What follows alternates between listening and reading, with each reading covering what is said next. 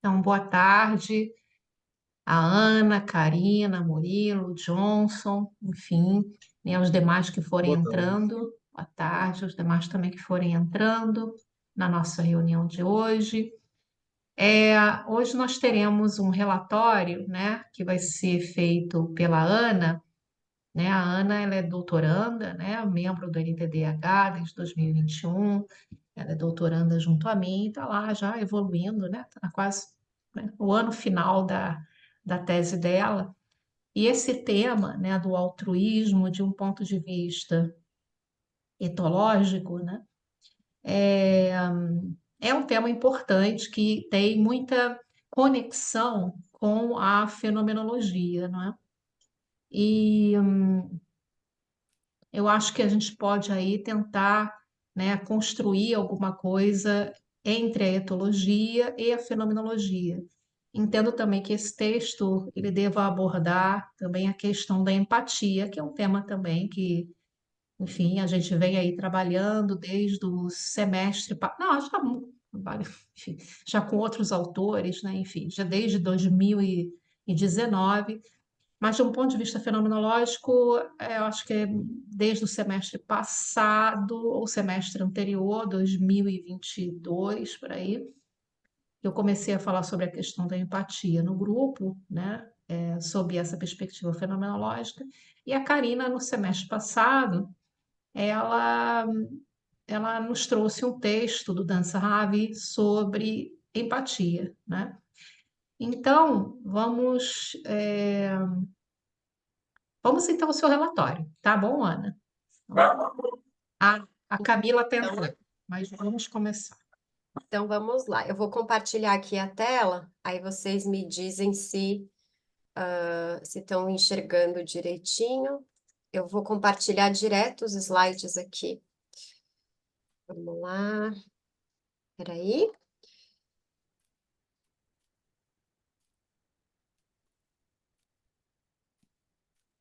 Vocês enxergam meus slides? Sim? Então vamos lá. Sim. A proposta minha com esse texto era essa mesma, fazer uma ponte com a fenomenologia, propriamente, especificamente num aspecto aqui que o Deval trata da empatia, que super conversa com a perspectiva da Fenô e conversa com a relatoria da Karina, né, do encontro passado. Então, vamos ver se a gente consegue fazer essa ponte aqui, né? Nesse texto em particular, o problema que o Franz de Waal coloca, né, o texto, por sinal, tá aqui, o título dele, deixa eu pegar o texto mesmo, Putting the Altruism Back into Altruism, The Evolution of Empathy. E o problema que o Deval coloca diz respeito ao fato de que a discussão em torno do comportamento altruísta tende a sofrer uma falta de distinção entre função e motivação. E ele fala que isso acontece porque os biólogos costumam focar na questão sobre se determinado comportamento é útil, é interessante, é positivo, ao passo que psicólogos ou pessoas da psicologia focam em como se dá aquele comportamento, né? Qual que seria a motivação para ele. E as explicações evolucionárias se voltam para o princípio de que a seleção natural só pode trabalhar com os efeitos daquele comportamento, né? E não com a motivação por trás daquele comportamento. E aí essa distinção que ele coloca desde o início. Então, sempre se começa pelo efeito daquele comportamento, seja para quem está agindo, seja para quem está recebendo a ação. E a questão sobre a motivação interna de cada comportamento se torna secundária. E o Deval, ele entende que é legítimo pensar assim e que essa linha de pensamento trouxe insights importantes, mas a questão é que esses insights não vieram acompanhados de uma nova terminologia, e a biologia evolutiva continua aplicando termos motivacionais, sem tratar efetivamente de uma motivação. Então, por exemplo, se diz que uma ação é chamada egoísta, independentemente do ator daquela ação deliberadamente buscar com ela benefícios para si mesmo. E o mesmo se diz com relação a uma ação chamada altruísta. Então, o exemplo que ele dá, que eu acho ótimo, é o da abelha, que a gente vê uma abelha que pica um invasor e com isso ela sacrifica a própria vida, né? Então, é um comportamento que, como efeito, né? Se a gente olhar para os efeitos, é um comportamento altruísta, que não beneficia a abelha, que dá a vida dela, mas beneficia as demais abelhas daquela comunidade. Então, é uma atitude considerada altruísta em sua atitude. Mas a motivação, o que leva a abelha a fazer isso, provavelmente, segundo o Deval, é uma motivação muito mais agressiva do que uma motivação benigna, né? De causar o bem para os outros, ali daquela, né, para as outras abelhas. E daí que ele critica o fato dos termos egoísta e altruísta, por vezes, entrarem em conflito com o sentido deles mesmo. Então, ele propõe que a gente separe a análise da motivação, né, das considerações evolutivas. E ele diz que é por isso que os biólogos enfatizam a distinção entre causas últimas, que seriam as causas fundamentais, essenciais, e as causas próximas, que seriam as causas imediatas. Então, as causas últimas ou fundamentais, elas dizem respeito ao motivo pelo qual o comportamento evoluiu ao longo de milhares de gerações.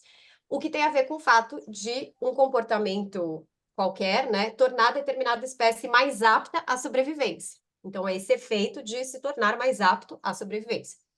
Por outro lado, a gente tem essa causa imediata ou próxima, e que tem a ver com aquela situação imediata que desencadeia o comportamento, que leva aquela abelha a picar o invasor naquele momento, naquela hora. E é o papel da aprendizagem, da fisiologia, dos processos neurais, e normalmente é nessa esfera, né, o que leva aquela abelha a fazer aquilo, que os psicólogos, para essa esfera que os psicólogos se voltam. Então, são dois pontos de vista que, segundo o Deval, informam um ao outro, mas não se confundem. E, segundo ele, são três as maneiras, né, pelas quais o altruísmo dirigido ou direcionado, né, que diz respeito a você ajudar ou confortar alguém que esteja num estado de angústia, de dor ou de necessidade, né? Então, são três as maneiras pelas quais esse altruísmo dirigido pode acontecer. Primeiro, a gente tem o impulso altruísta, que é aquela ajuda espontânea e desinteressada que se dá em reação a sinais de súplica ou de aflição, ou você vê o outro manifestando dor ou num estado de necessidade. Então, esse é um impulso altruísta. Depois a gente tem o altruísmo aprendido, que é ajuda como resposta condicionada, reforçada por resultados positivos para aquele que age. E o altruísmo intencional. O altruísmo intencional, ele vai ser aquela ajuda baseada na previsão dos efeitos comportamentais. Então, uma previsão possível poderia ser que eu vou ajudar essa outra pessoa e no futuro ela vai retribuir. Então, esse ato ele vai em algum momento produzir um benefício tangível para mim. E uma vez que o ator busca se beneficiar, ainda que não de modo imediato, isso poderia ser chamado, segundo o Deval, de altruísmo intencionalmente egoísta. Por outro lado, é possível que você tenha uma ajuda baseada em você refletir sobre como aquela sua ação ela vai beneficiar o outro. E aí, se a sua ação, né, se com a sua ação o ator busca beneficiar o outro, a gente chama isso de altruísmo intencionalmente altruísta. Então, a gente tem altruísmo, essa expressão altruísmo, que não tem a distinção aí da motivação altruísta, intencionalmente altruísta. Por isso essa ideia dele de trazer o altruísmo de volta para o altruísmo. Alguns comportamentos altruístas dirigidos, eles são promovidos por recompensas, inclusive intrínsecas. Então, por exemplo, quando uma mãe amamenta, existe uma liberação ali de ocitocina que pode sustentar aquele cuidado materno, estimular. E o altruísmo baseado na empatia, ele pode ter qualidades intrinsecamente recompensadoras também, né? Então, na medida em que ele oferece ao autor o interesse emocional no bem-estar do destinatário. Então, essa ideia é muito legal que ele traz também, que ajudar o outro melhora o estado interno daquele ajuda. Então, você tem um interesse em ajudar o outro, né? E aqui eu queria trazer o conceito de empatia para o Deval, porque depois a gente reflete, né, com relação a Fenô. Para o Deval, a empatia ela é, primeiro, ser afetado, né? São várias camadas. Ele traz aquela boneca, o modelo da boneca russa, né? Que é uma bonequinha dentro da outra bonequinha. Então a gente tem várias camadas. No cerne, a gente tem a capacidade de ser afetado e compartilhar o estado emocional do outro. Essa é uma capacidade que nos animais geralmente ela está presente, de um modo geral, né? Então ela estaria no cerne aí do comportamento empático. E eu acho que é a capacidade, né, nuclear aí da empatia que conversa muito com a Fenô, né? Ser afetado e compartilhar o estado emocional do outro. No encontro passado, inclusive, a gente falou sobre isso, né? A gente falou sobre como a empatia, né, na fenomenologia, né, com o texto que a Karina trouxe, é, ela tem a ver com, não com esses usos convencionais, que são referentes a sentir o sofrimento da outra pessoa, né, se confundir aí com outra pessoa, ou adotar o lugar da outra pessoa, mas sim participar do mundo da outra pessoa, ainda que parcialmente, né? Então, por meio da empatia, que é algo incorporado, algo corporificado, a gente compartilha o ser do outro. Então, a empatia na Fenô, ela carrega esse aspecto incorporado que traz essa possibilidade de co-experimentar alguma coisa, o que não implica uma fusão de sentimentos ou de sensações, né? E aqui a gente tem justamente essa ideia, né, nesse elemento A. Não sei se vocês estão de acordo, eu pelo menos interpretei desse modo, né? Então, isso seria algo que estaria, a gente vai falar mais desse primeiro aspecto que estaria presente nos animais de um modo geral. Depois a gente tem, de modo menos nuclear, avaliar, né? A empatia seria a capacidade de avaliar os motivos do estado do outro e, por fim, de identificar-se com o outro adotando essa perspectiva. Então, a gente vai ver isso, né? Quando ele coloca aquela boneca russa no texto, deixa eu colocá-la rapidinho aqui nos slides, porque acho que a gente pode, talvez olhando para ela aqui, para quem não tiver com o texto, eu vou aqui adicionar um slide. Eu vou colocar aqui a boneca para a gente olhar rapidinho. Vocês enxergam? Então, na medida em que a gente tem um aumento nessa distinção entre eu e o outro, né, a gente vai saindo desse núcleo da empatia e vai adquirindo formas mais complexas de empatia. Mas o cerne da empatia seria justamente isso que a gente falou agora, nesse primeiro elemento, que seria ser afetado e compartilhar o estado emocional de outro. Deixa eu voltar para o modo de apresentação. Me interrompam quando vocês sentirem necessidade. Não, Ô, mas eu ainda Ana, diga. é assim, só para ver se eu entendi direito, é mais uma dúvida. Então, esse cerne seria esse compartilhamento emocional, e isso estaria presente em todos os animais, né, de acordo com Não, ele, só com os ele fala de um mamíferos? modo geral, não em todos, assim, nos animais de um modo geral, né? Ele Uhum. não, porque o que ele vai fazer é com as outras capacidades empáticas, ele vai falar, nos elefantes, nas baleias, nos grandes primatas, naqueles com Aham. cérebro grande. Mas ele fala que nos animais em geral está presente o A, né? Foi o que eu percebi, que ele é essa boneca russa que parece que alguns animais vão construindo camadas a mais que alguns outros não têm. Né? Às vezes a minha Sim. dúvida é se esse modo inicial seria compartilhado por todos ou não. Eu Eu entendi entendi agora. que, pelo menos com relação. Eu entendi que, de um modo geral, sim, então, provavelmente com a maioria dos animais. E aqueles que têm essas capacidades mais complexas de empatia têm, de modo nuclear, essa primeira capacidade, que está ali no Uhum. fundo, como motivador de todas essas demais. Porque senão seria só um processo cognitivo. Vou me Uhum. colocar no lugar do outro. E, né, eu vou sentir uma necessidade de ajudá-lo, por quê? Então, de algum modo, eu acho que ao longo do texto fica claro que se você não tiver esse cerne de ser afetado, né, e aí ele vai falar desse impulso, que depois a gente vai ver no texto, não faria sentido. Então, eu entendi como você, que no núcleo, que pertence pelo menos à maioria dos animais, você vai ter esse A.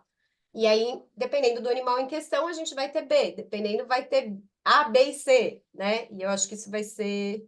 Não sei se vocês entenderam, eu acho que eu entendi desse modo também. Eu acho interessante, né, que ele está trazendo, né, primeiro ponto é que a empatia é uma capacidade, né? Eu acho que isso chama já bastante atenção, né, da gente, né? Em segundo lugar, eu por aquilo que a gente entende de empatia, do ponto de vista fenomenológico, ela está muito intrinsecamente ligada à formação da relação intersubjetiva, né? Então, ela é um elemento da intersubjetividade, né? No sentido de que, né, a empatia, ela pressupõe uma associação, né, chama também de emparelhamento e associação, justaposição e associação entre dois seres, né? Colocar dessa forma, né? Dois seres vivos, né? No caso do ser humano, né? Essa empatia, ela nos diz, então, que esses seres humanos, eles estão associados e formam uma relação intersubjetiva por meio, justamente, do que foi colocado na segunda parte ali da letra A dele, por meio do compartilhamento da, das sensações, né, do outro sujeito, né? Ou seja, compartilha-se, né? Associa-se ao outro e se compartilha enfim, você colocou estado emocional, mas enfim, das sensações, sentimentos, recordações, enfim, por aí vai, da memória de uma outra pessoa, né? De um outro ser humano, vamos colocar dessa forma. E ela é um ponto essencial para a gente dizer que existe uma relação intersubjetiva, que realmente é uma relação, como foi colocado aqui en passant e foi colocado na reunião passada, as relações intersubjetivas, elas estão incorporadas no mundo, né?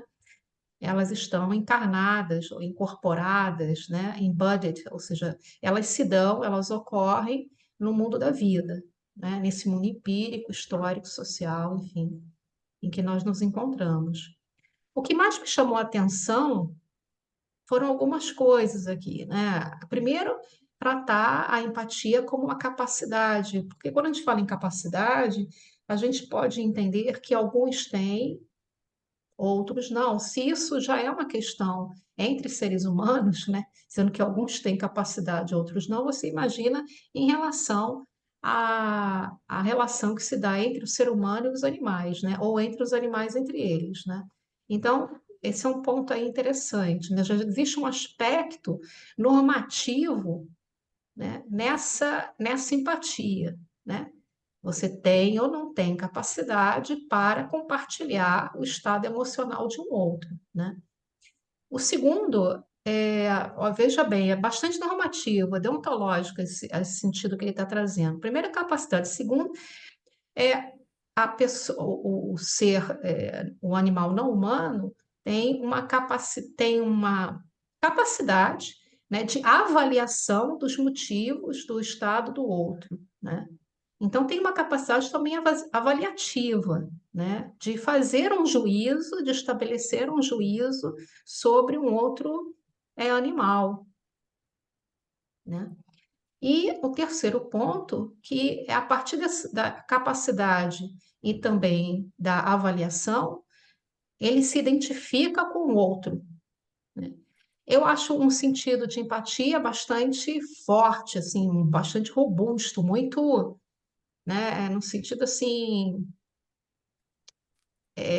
com muitos elementos, né, é, para que um animal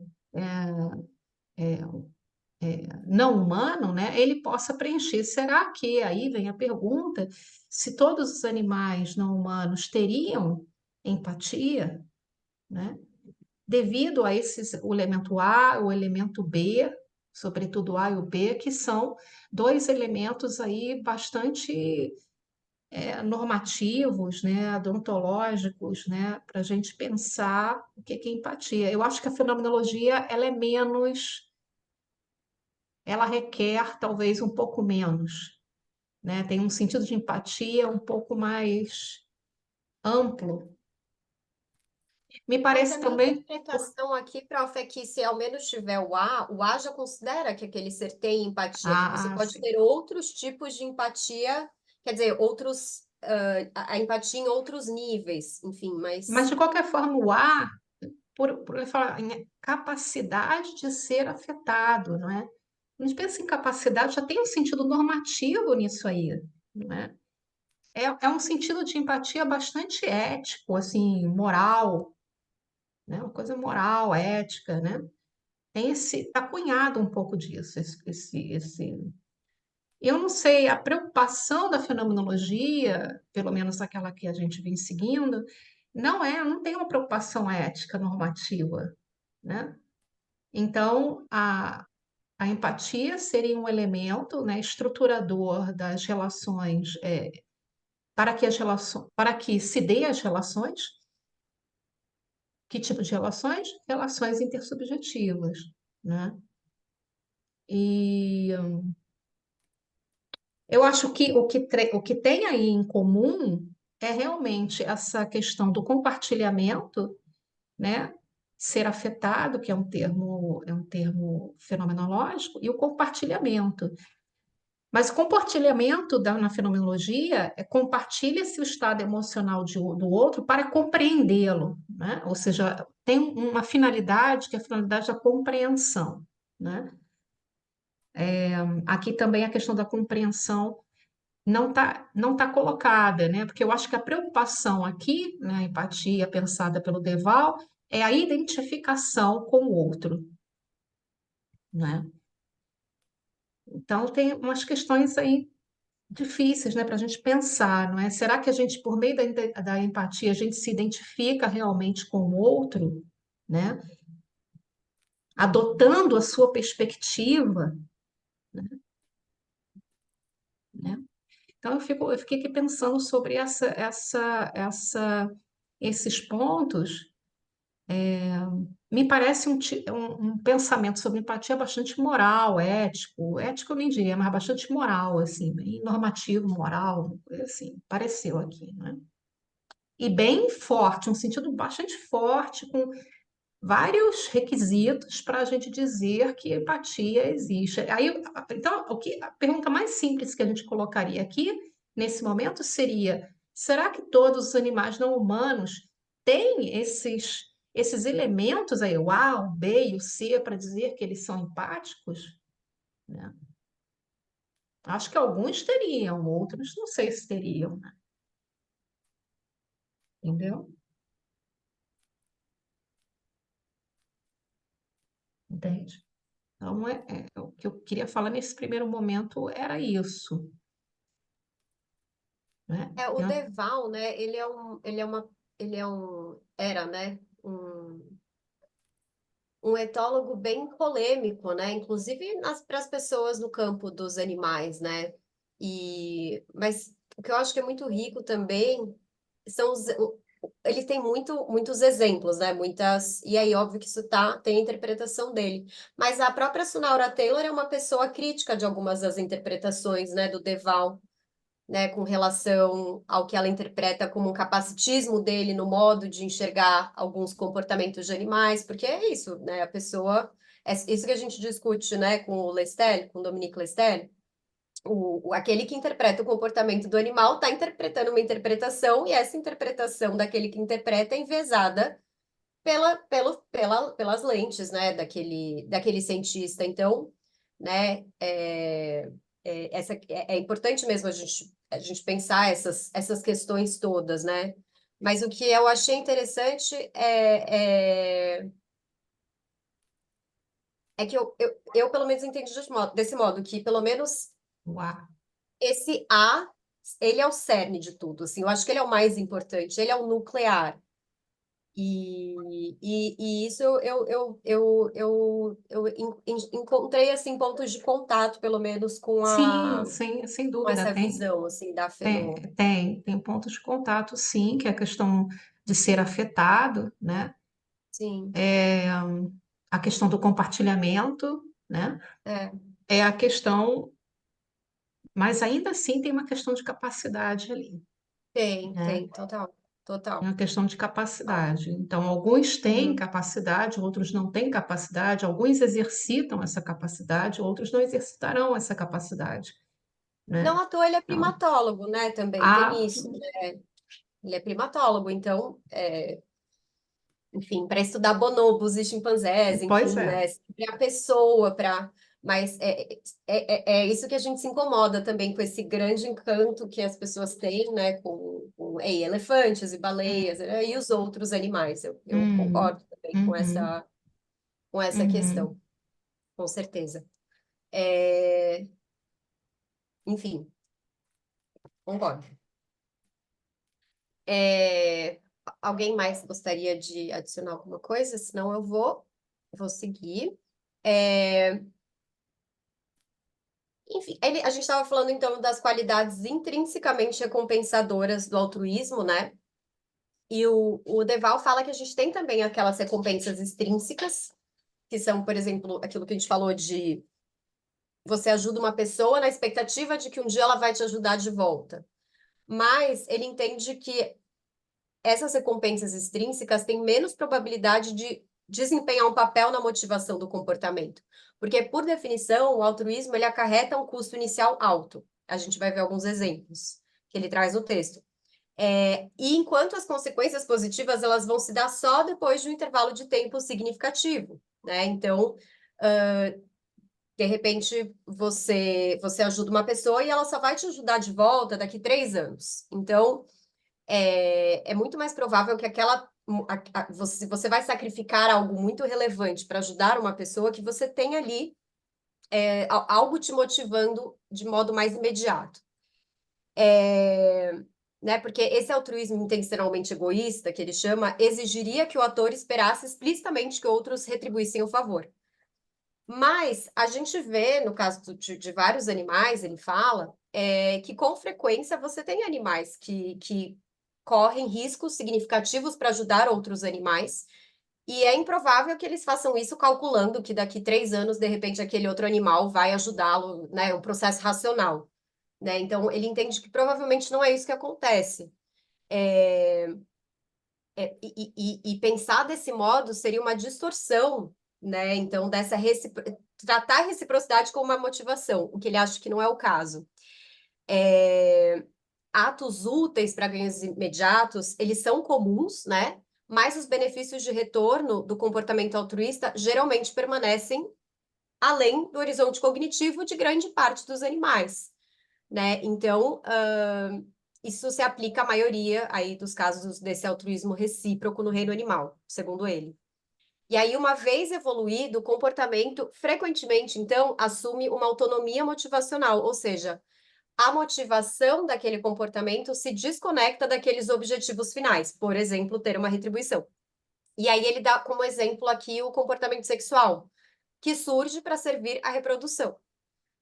Mas não faz sentido a gente pensar, né, como os animais, até onde a gente sabe, são inconscientes da ligação entre sexo e reprodução, que eles se envolvem em comportamentos sexuais, assim como humanos, sempre pensando na prole, sempre pensando na reprodução, né? Então, assim como o sexo não pode ser motivado por consequências que provavelmente são imprevistas, o comportamento altruísta também não pode ser motivado por recompensas imprevistas. Então, como a gente explica o altruísmo? Né? E aí ele fala do impulso altruísta. Ele fala que o impulso altruísta ele tem que ser levado a sério, porque mesmo que o comportamento altruísta seja parcialmente aprendido com base em recompensas de curto prazo ou recompensas de longo prazo, isso de maneira alguma exclui o impulso altruísta. Na verdade, pressupõe esse impulso, porque as consequências do comportamento elas não podem ser aprendidas sem que a gente se envolva naquele comportamento de modo espontâneo, em primeiro lugar. E essa é a intenção do Deval nesse texto, né? É restaurar esse altruísmo enquanto motivação, dentro do que comumente se chama na biologia de comportamento altruísta, né? E explorar o papel da empatia no altruísmo dirigido, seja de humanos, seja de outros animais. E ele também ele traz essa crítica, né? Isso é interessante. Ele fala que algumas definições de empatia enfatizam o compartilhamento de emoções, e outras definições enfatizam a capacidade de se colocar no lugar do outro. Mas ele acha que definições como essa última, né, a capacidade de se colocar no lugar do outro, que é a do senso comum, são muito de cima para baixo. Exatamente essa crítica que a gente estava fazendo, né? São muito de cima para baixo e se desconectam da empatia da empatia, dos antecedentes prováveis da empatia, né? Então, ele prefere uma abordagem que ele chama de baixo para cima, que adota essa definição que é a mais ampla possível, incluindo apenas a sensibilidade emocional aos outros. Né? É o que ele prefere, que eu acho que é aquela coisa, aquela questão nuclear, né? E ele usa essa ideia de sensibilidade emocional aos outros. É, E a tese... o que me chamou a atenção, né, justamente esse entendimento, eu não sei se foi nesse grupo, ou, enfim, foi numa outra, foi alguma coisa que eu li, ou, enfim, um outro diálogo que eu tive, mas que me chama a atenção aqui esse entendimento de altruísmo entendido como uma ajuda, né, que é uma ajuda em que se espera, não é, alguma recompensa futura, né? Algum benefício futuro, né? Então, alguma recompensa, né? Então, me parece que são relações que já são mais, assim, marcadas por serem relações compensatórias, não é? Ou seja, o dar e o receber está ali embutido, né? E aí a gente pensa se o altruísmo é isso mesmo, né? E nisso eu acho que tem uma influência, essa questão da gente pensar que o altruísmo é aquela ajuda, né, que a gente dá esperando alguma coisa em troca, né? Isso tem tem uma contaminação, só colocando assim mesmo, bastante, sei lá, espiritual, religiosa, alguma coisa assim, né? A gente pensa muito nisso, né? Vamos fazer alguma coisa para alguém sem olhar a quem, mas de algum modo você, embora você esteja fazendo isso, né? Esse provérbio aí que eu disse, né? Você está esperando alguma recompensa que seja uma recompensa metafísica, né? Alguma coisa assim, né? Em termos religiosos, né? Vou fazer o bem, vou ajudar as pessoas lá no Rio Grande do Sul, porque eu estou esperando algum tipo de recompensa. É, vou doar o meu tempo, o meu dinheiro, as minhas tarefas, enfim, alguma coisa, esperando alguma coisa em troca daquilo, né? Que pode vir nessa mesma relação, enfim, naquela relação que a gente está travando ali, mas podem ser em relações futuras, né? Quem critica isso, agora me vem à cabeça, foi um livro que eu li, é o próprio Alistair MacIntyre, né? Que ele diz isso, né? Será que realmente as relações elas são travadas dessa forma? Ou seja, você estabelece relações com o outro pensando altruístas, né? Mas pensando em receber uma recompensa posterior, né? Porque já existe um condicionante para o próprio altruísmo. Existe uma condição. Eu sou altruísta porque eu quero, se eu for receber, né? Não porque, né? Se eu for receber uma compensa posterior, né? Então, me parece que é um altruísmo bastante condicionado esse aí, né? E eu não entendi, para ser muito sincera, esse altruísmo intencional, né? Eu acho que é Se eu for, se justamente eu- isso que a senhora está colocando. O altruísmo é intencionalmente egoísta ou intencionalmente altruísta mesmo, né? Dentro desse altruísmo intencional, você ajuda com base na previsão dos efeitos Feito os daquele seu resultados. comportamento, exatamente essa situação. Então, o Deval, ele distingue essas duas situações, justamente, que tem casos em que você ajuda esperando uma recompensa, e nesse caso você não foi verdadeiramente altruísta dentro do que a gente compreende como altruísta. Foi um altruísmo intencionalmente egoísta. E se você ajuda efetivamente pensando nos efeitos positivos que a sua ajuda vai causar para aquela outra pessoa, né? Aí a sua ação foi efetivamente altruísta. Então, é o altruísmo intencional, porque você está prevendo os efeitos daquela sua ação. Então, tem esse processo cognitivo, né? Que foi efetivamente motivado, a motivação foi altruísta. Então, é uma conduta de efeitos altruístas motivada também de modo Mas altruísta. bastante também consequencialista, né? Ou seja, você está ali, sendo por motivos egoístas ou não, você está esperando que aquele altruísmo que foi exercitado por você tenha alguma consequência na vida daquela pessoa, Uhum, né? Que aquilo possa ajudar aquela pessoa de alguma forma. E será que uhum. justamente o altruísmo, ele é isso? Ou seja, você espera que aquilo possa mudar a vida daquela pessoa de forma positiva de alguma forma, ou você simplesmente você faz, você atua, né? Você age, pronto, né? E você se retira dessa relação, né? Você se coloca numa posição de que você não tem que esperar nada, porque na verdade as decisões e as tomadas de decisões e o agir, né? A agência não é mais sua, é do outro.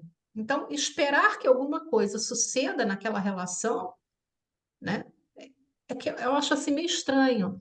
Eu entenderia o altruísmo intencional no sentido de que seria uma ação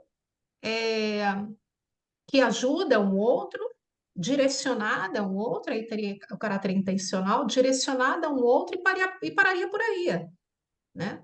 Ajudar o outro, ponto, né? Tem essa intenção, ajudar o outro, mas sem esperar benefícios futuros, nem sendo egoísta, e nem esperar que aquela ação ela gere alguma consequência positiva na vida da pessoa, né?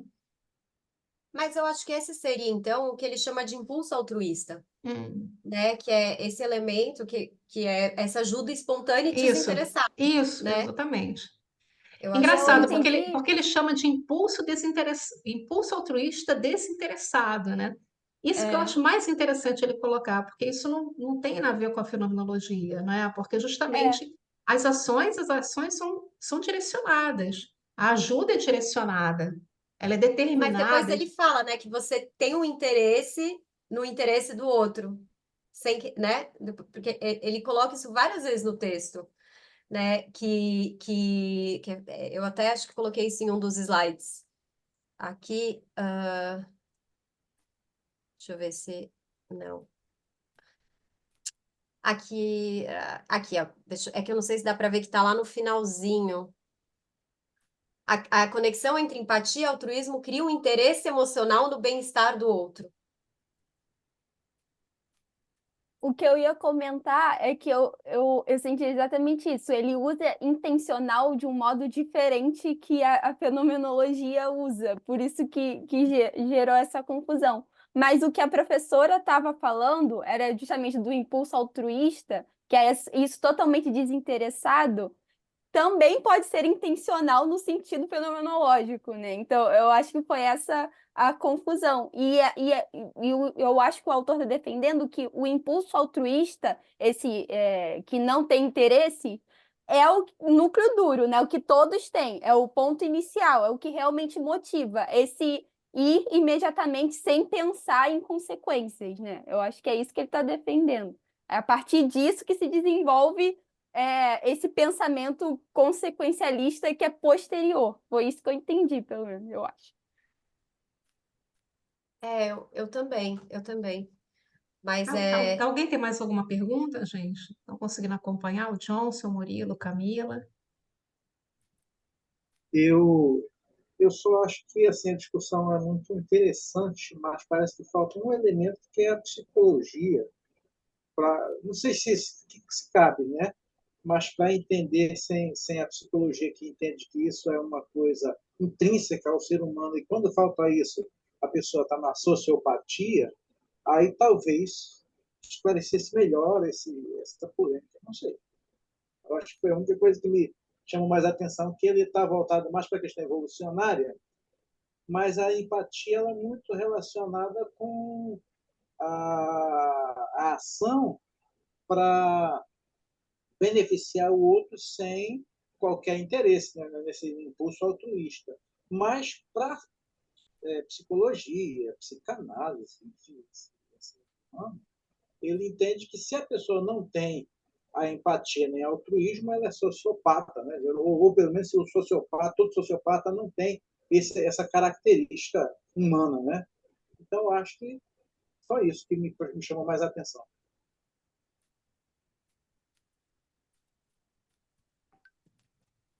Perfeito. Johnson, professora, a senhora gostaria de adicionar alguma coisa? Essa questão é justamente do altruísmo intencional, não como ele está pensando aí, né? Mas uma ajuda, enfim, o que ele pensa como altruísmo intencional é o que a gente pensaria de acordo com a visão dele em impulso altruísta, né? Ele chama de impulso altruísta, né?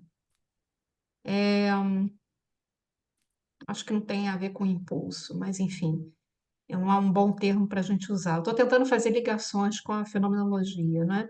E esse altruísmo intencional, como pensado pela fenomenologia, ou seja, essa ajuda é uma ajuda, é uma ação direcionada para ajudar o outro, né? Eu acho que seria essa melhor uma, uma,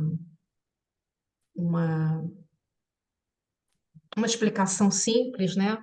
Uma descrição simples para a gente entender o que é altruísmo intencional. Quando essa ação é direcionada para ajudar o outro, né? Ela já é interessada, né? Porque existe, na minha visão, pelo menos, teria que desenvolver isso mais, um interesse na própria intencionalidade, porque se ela está direcionada para uma pessoa determinada, existe um interesse ali envolvido, né? E eu acho que a intencionalidade e o interesse, eles estão ali de mãos dadas, um com o outro, né?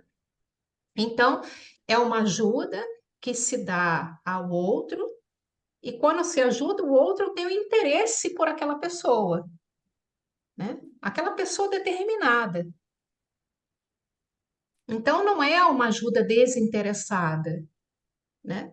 E muito menos é um impulso altruísta, não tem nada a ver com impulso, porque ele é intencional e ele é interessado, ele está direcionado ao outro, em ajudar, em fazer o bem ao outro, né? Hum, E se eu não me engano, essa definição que ele dá de impulso acaba se distanciando mais da fenomenologia, que ele vai falar que esse impulso tem a ver com a genética, até, com a questão de neurônios, espelhos e tudo mais. Não sei se você hum, vai estar logo depois da parte que você estava. Estava chegando nessa parte do texto. Mano. E E vai isso entrar me agora na lembrou. parte evolutiva. Isso. Ele fala bem no início dessa parte, lá na página 283, questões genéticas, e similaridade emocional comunicativa, como se tivesse um compartilhamento genético entre os animais que faz com que tenha esse impulso natural em relação ao outro. E isso acabou me lembrando a teoria que é oposta da fenomenologia, que foi do meu texto do semestre passado, a teoria da simulação. Isso me hum, lembrou esse lado, não o da fenomenologia. Então, não hum, sei se é por esse lado que ele está indo. hum. É, Eu pensei na questão da continuidade darwiniana, assim, né? De como a evolução, ela aparece de como a evolução, de como o comportamento altruísta e a empatia surgem, né, há muito tempo, em termos evolutivos, né? E como isso vai sendo transmitido mesmo, né? Eu acho que eu entendi desse modo, pelo menos. Pensando, não sei. eu Não, eu até, entendi isso também, mas eu fiquei com essa dúvida. Eu entendi que ele estava tentando dizer com isso, Hum, mas é questão que faz parte até da nossa constituição biológica ter esse impulso em relação ao outro, mas ao uhum, mesmo tempo me lembrou essa outra teoria, por isso que eu coloquei até a dúvida aqui. entendi. eu achei muito interessante isso, porque eu acabei por falar uma expressão, quando eu falei em altruísmo intencional e em interesse, né? Eu disse que é aquela ajuda interessada para fazer o bem ao outro, né? Já aí, nessa questão do bem, né? Eu acho que aí existe um aspecto normativo, né? A gente poderia aí fazer umas dissecações normativas nesse sentido, né? Bem, bom, justo, enfim, né? Ação boa, ação benévola, né? Ação misericordiosa, por aí vai, né? Aí existe um aspecto normativo nisso, uma ação, um agir que tem esta finalidade, né, de exercitar, exercer o bem ao outro, né? É. Aí, eu acho que no altruísmo, então, concluindo, eu acho que no altruísmo tem esse aspecto, pensando claramente, né? Tem esse aspecto normativo, mas não necessariamente na empatia teria esse aspecto normativo.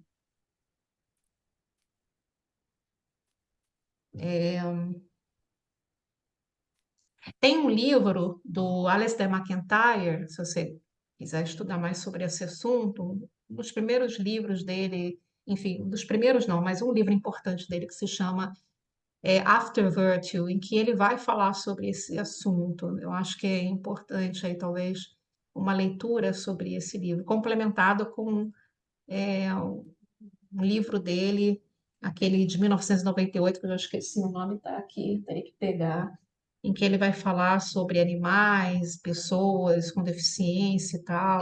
Dependent É Rational, isso, né? Independent Rational Animals, isso.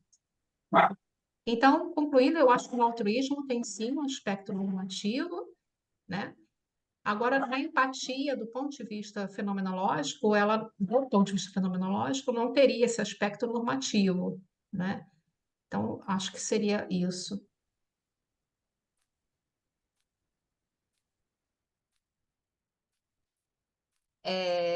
Bom, então, seguindo, né, ele passa a tratar da origem, então, da empatia.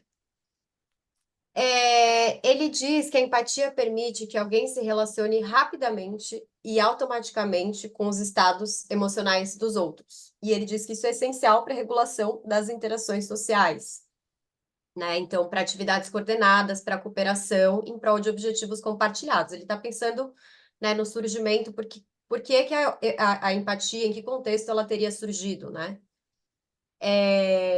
E aí ele vai dizer que, embora a cognição seja frequentemente crucial, ela é um desenvolvimento secundário. Então, a ideia é que a gente esteja equipado biologicamente para funcionar efetivamente em muitas situações sociais, sem depender excessivamente de processos cognitivos. E a suspeita é que a pressão evolutiva para uma conexão emocional, né, ocorrer em animais, teve início no contexto do cuidado parental. Então, você vai ter bebês de várias espécies que, por meio de vocalizações, a gente tem o choro do bebê, mas a gente tem outros animais com outras vocalizações, enfim, instigam o cuidador a agir, né? Seja para alimentar, para aquecer, para fazer algo. E depois, essa capacidade empática deve ter sido aplicada fora do contexto da parentalidade. E aí teria desempenhado um papel mais amplo nas relações sociais. Então, por exemplo, no caso de mamíferos adultos, ele diz que eles seguem realizando vocalizações de angústia mesmo quando eles já cresceram. E isso sugere para o Deval a continuidade do valor de sobrevivência de sinais que induzem empatia, né? Então, teria uma motivação para isso. Aí ele fala dos níveis, né, de empatia. E aí ele começa com o contágio emocional, e ele diz que esse contágio emocional é o denominador comum mais baixo de todos os processos empáticos, em que uma parte é afetada pelo estado emocional, né, ou de excitação da outra parte. Então, era aquilo que a gente estava falando. Aqui, né, então, é uma perspectiva ampla sobre a empatia, né, que leva a reconhecer essa continuidade entre humanos e outros animais. Eu entendi desse modo. E ele diz que também entre adultos e crianças, no caso de humanos, né, existe uma continuidade. E ele vai falar, por exemplo, de um bando de pássaros, né, que decola todos de uma vez, porque você tem um deles que está assustado, né, e aí você tem uma disseminação de medo que pode não envolver qualquer compreensão cognitiva do que desencadeou aquela reação inicial, mas você tem algo que é um medo que é reflexivo, né, que é importante evolutivamente para a sobrevivência, né, por exemplo, dessas aves. E ele compara isso com a situação em que você tem uma sala de recém-nascidos humanos e um começa a chorar, porque o outro começou a chorar e de repente todo mundo começa a chorar. Então, no cerne desses processos todos estaria a adoção total ou parcial do estado emocional de outro sujeito, né? Que ele chama de contágio emocional. E ele nem sempre é um processo passivo, né? Porque ele fala que, às vezes, o objeto do contágio visa afetar emocionalmente o sujeito contagiado. Então, existe uma intenção explícita de comunicar uma frustração para induzir uma mudança de comportamento, por exemplo, na mãe. Né? Então, você se comporta de uma maneira a causar um incômodo na sua mãe para que ela compartilhe com você da sua frustração e se sinta inclinada a responder. E respostas emocionais a exibições de emoção, né, em outros, são bastante comuns em animais. E ele diz que mesmo Darwin lá atrás afirmou que muitos animais certamente simpatizam com o sofrimento ou perigo uns dos outros. Então, por exemplo, ratos e pombos demonstram angústia em resposta à angústia percebida em outro membro da mesma espécie. Né? Então, eles ficam angustiados ao verem que outros estão angustiados. E ele conta também de um experimento em que macacos se recusavam a puxar uma corrente que traria para eles comida, se isso também fornecesse um choque elétrico e desencadeasse reações de dor em um companheiro, desses experimentos horrorosos, né, que principalmente a psicologia comportamental, né, enfim, Skinner e tal, faz. Mas, enfim. Depois ele fala da preocupação simpática, que seria o próximo passo evolutivo.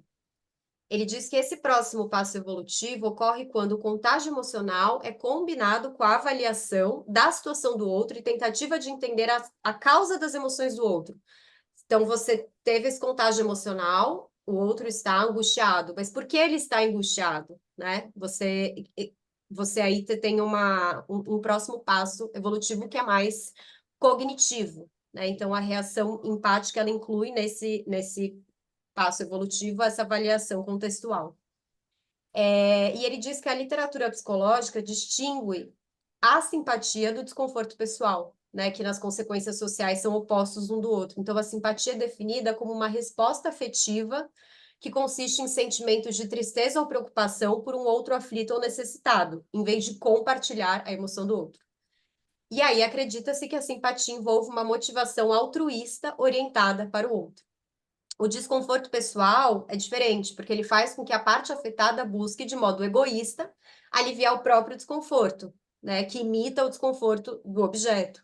Então, o desconforto pessoal não se preocupa com o outro efetivamente. Aí, o exemplo que ele traz ele traz de um bebê, um macaco, né, que está berrando e faz com que os outros bebês pulem em cima dele, montem em cima dele, o abracem, porque eles estão desconfortáveis. Então, rapidamente o desconforto desse bebê se espalha para os demais bebês que buscam reduzir sua própria excitação negativa, né, por meio dessas atitudes diante da angústia desse primeiro macaquinho que começou a chorar. E a preocupação com os outros é diferente, porque depende de uma separação entre as emoções internamente e externamente geradas, né? Que a gente vai ver essa separação em muitos mamíferos. E então é bastante dogmático, né? Assim, é uma visão bem realmente normativa da evolução, né? E desses. Eu queria entender qual é a distinção para ele entre empatia e simpatia. Seria Uhum, simpatia um tipo de empatia ou um nível de empatia? É um nível de empatia? A uhum. simpatia está contida na empatia, né? Qual seria a distinção? Ou é a mesma coisa? Eu não sei também, deixa eu ver se no texto ele traz naquelas definições laterais algo. Será que vai dar?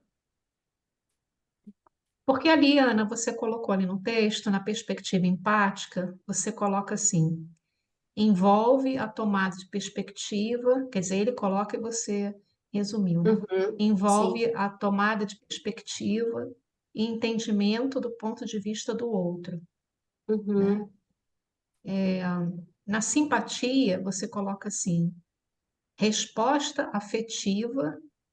Não, primeiro você coloca preocupação empática, ela envolve combinação de contágio emocional com avaliação contextual, né? E você coloca assim, simpatia, resposta afetiva de tristeza, ou é um exemplo, né?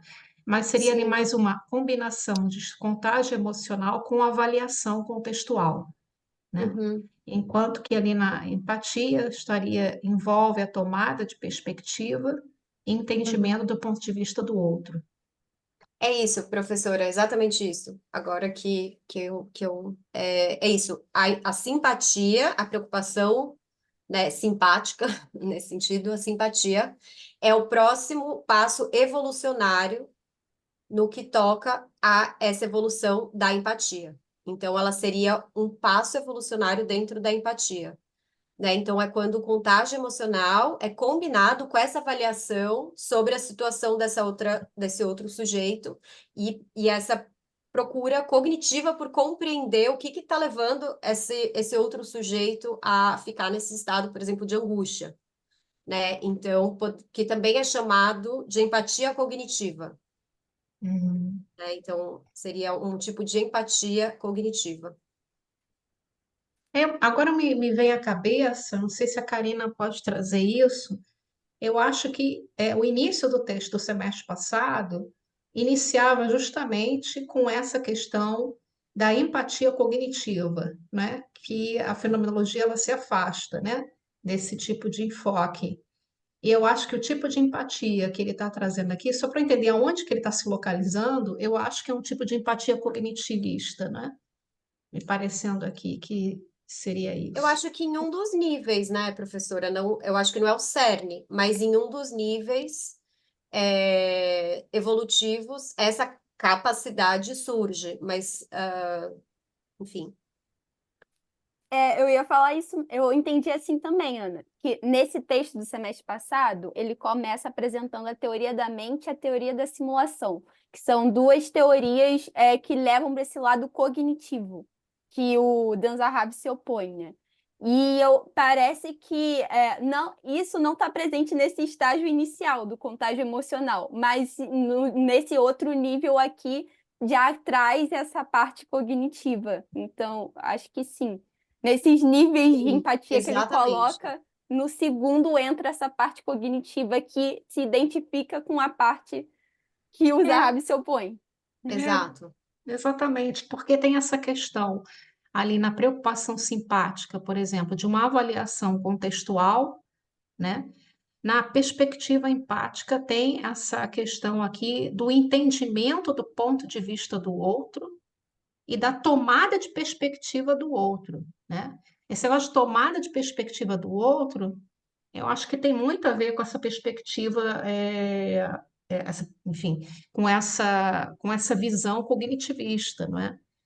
Agora eu me pergunto, né, se inclusive entre os seres humanos, né, nós estaríamos todos munidos com esses, eu colocaria aqui, com essas condições, com esses níveis de empatia, né, que são colocados aqui, né?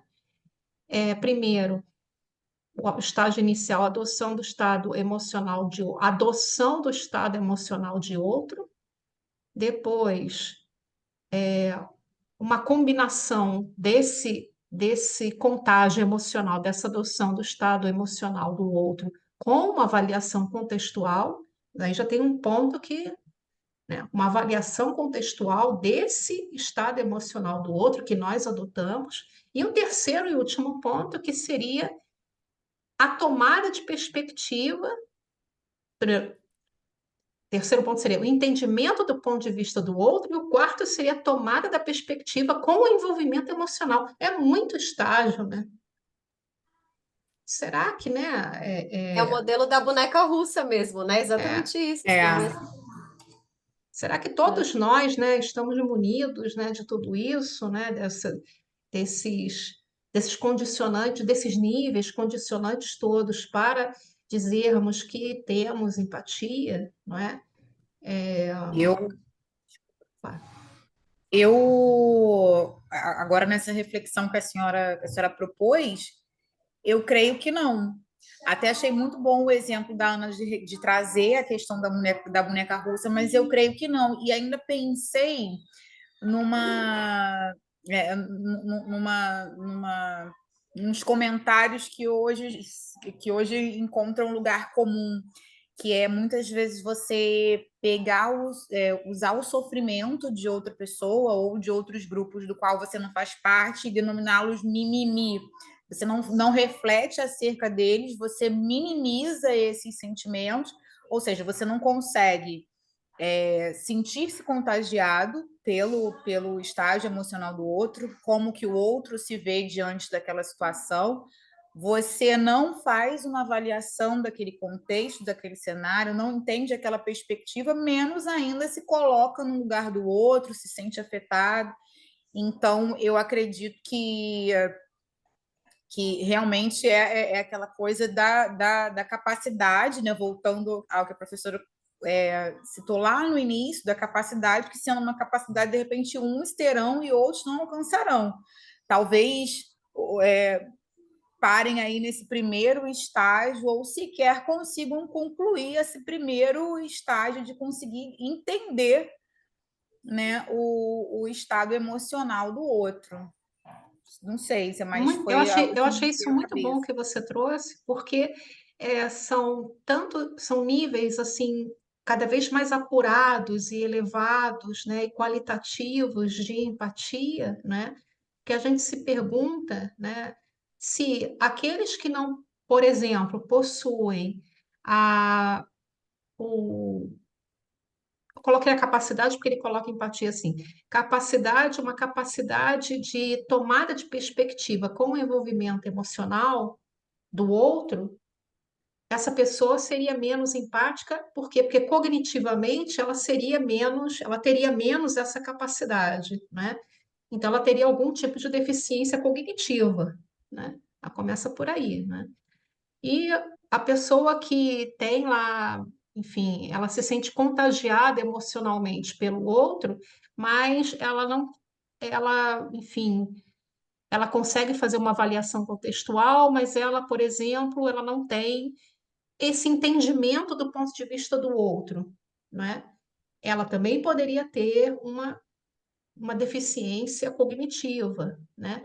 Ou ela não tem o entendimento do outro e ela mimetiza mimetiza o estado emocional do outro, mas ela mesma não tem essa capacidade, porque eu estou colocando o termo que ele colocou aqui, essa capacidade do entendimento do ponto de vista do outro, né? Então ela teria algum tipo de deficiência cognitiva, né? Então, eu acho assim que ele tem alguns requisitos para os animais serem dotados de empatia que são muito elevados, né? Que são muito exigentes. É isso que eu quero dizer, né? Que são muito exigentes. Eu acho que o ser humano, por exemplo, não tem esses níveis todos, né? Nem todos os seres humanos são providos disso. Será que são realmente? Né? Mas eu realmente entendi que ele trabalha com o mínimo. Eu acho que ele traz essas visões todas, a visão evolutiva, mas eu entendi desse modo que, tanto que depois, quando ele vai falar da perspectiva empática, ele fala que, ele fala justamente isso, psicólogos geralmente falam de empatia só quando envolve a tomada de perspectiva e enfatizam a compreensão do outro e a adoção do ponto de vista do outro. Nessa visão, então, a empatia é uma questão cognitiva dependente da imaginação e atribuição de estado mental, o que pode explicar o ceticismo sobre empatia não humana. E aí ele diz, tomar a perspectiva por si só não é empatia, né? Isso só ocorre em combinação com esse envolvimento emocional. Então, eu acho que ele também, ele de algum modo critica isso. Eu acho que ele, tanto naquele outro momento, quando ele fala também de fazer algo de baixo para cima, né, de olhar para esse núcleo, para esses. É por isso que eu achei que tinha nesse A, quando ele fala de compartilhamento e de afetação, e como esse requisito básico nuclear da empatia. E depois ele traz, né, eu acho que as discussões na psicologia e na biologia, e esse tipo e aquele tipo, etc, etc, mas querendo dizer no fundo que existe um motivador ali no inicial, que sem aquilo não tem o resto.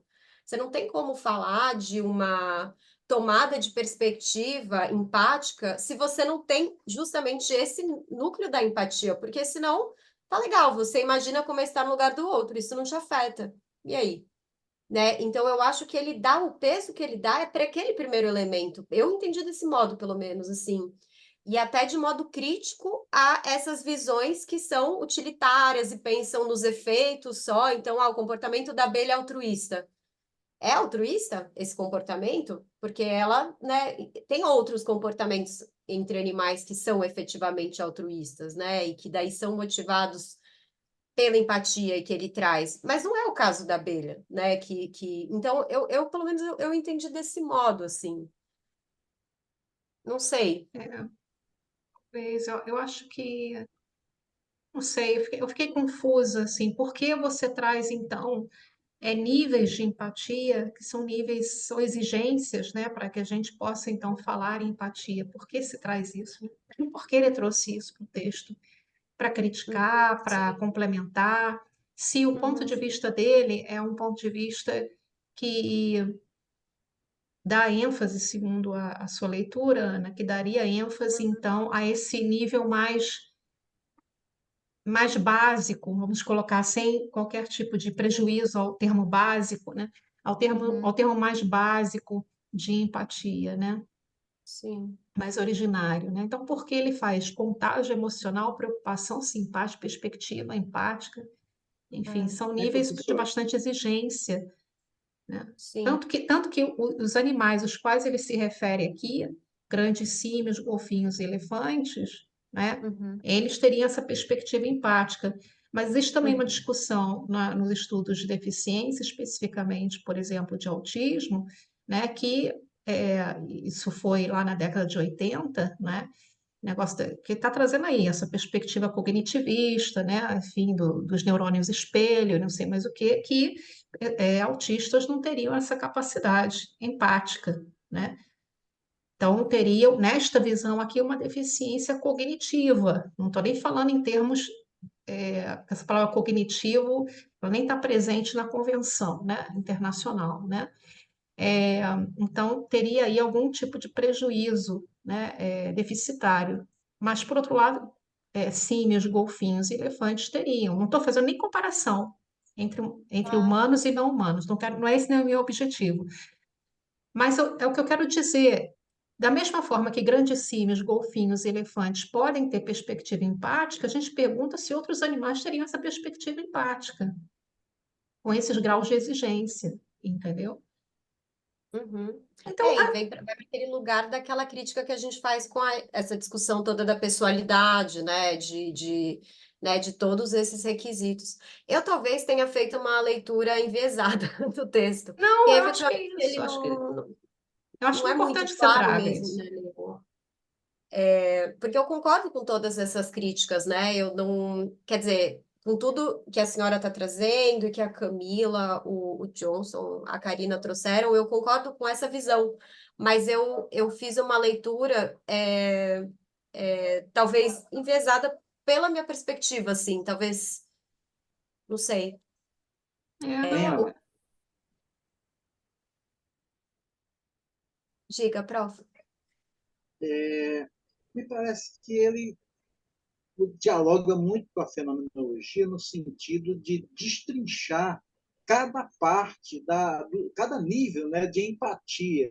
Então, que não necessariamente tenha em todos os animais, como os humanos e tal, mas eu acho que ele dialoga muito bem com essa questão de ver sobre vários ângulos a questão da empatia. Me parece que essa abordagem que traz a abordagem assim, mais fenomenológica mesmo, né? Holística, aquela coisa que engloba todo o processo.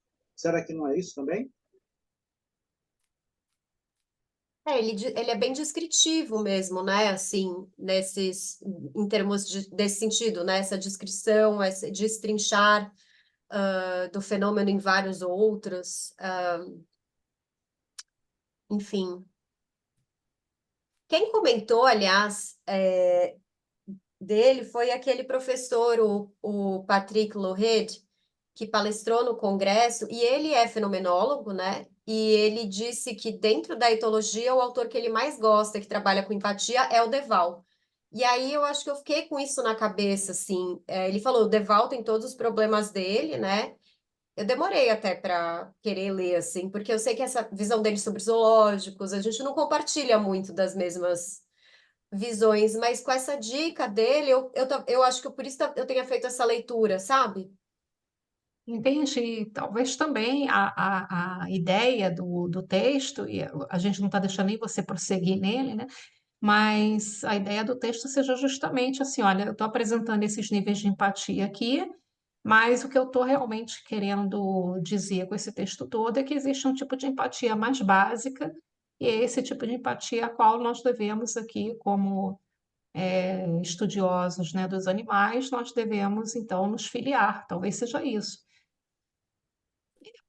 Não sei, né? É Ou, porque justamente é trazer o altruísmo de volta para o altruísmo, né? Ele uhum. está criticando essa, Então, essa, essa, então, na visão essas dele, não só símios, golfinhos e elefantes, mas outros animais teriam empatia, né? Sim, eu entendi que sim. Tanto que naquele primeiro, quando ele define a empatia, ele fala, ao menos A está presente em todos os animais, Uhum. né? Então eu li desse modo, Mas vamos lá, mas de então, novo, vamos prosseguir, vamos vamos prosseguir. Eu, prosseguir. eu Mas acabei ficando com uma dúvida aqui. Não sei se eu faço depois essa Faz pergunta. fala, agora. Karine. Essa discussão toda de nível de empatia, eu fiquei pensando, será que na visão fenomenológica de empatia é possível essa ideia de desenvolver a empatia, de ser mais, me tornar mais empático? Porque eu acho que a professora já está me apontando que não, né? Porque foi até no comentário da Camila que eu fiquei pensando nisso. Então, que ela trouxe o exemplo de pessoas que então seriam menos empáticas em relação a certas causas de outros grupos sociais, né? Mas me parece que na visão da fenomenologia não tenho como me tornar mais ou menos empático. Seria outra coisa isso, então. Não se discute isso, né? Porque essa questão de mais ou menos, ela já está dentro de um estágio em que você está fazendo isso aí que ele está dizendo, né?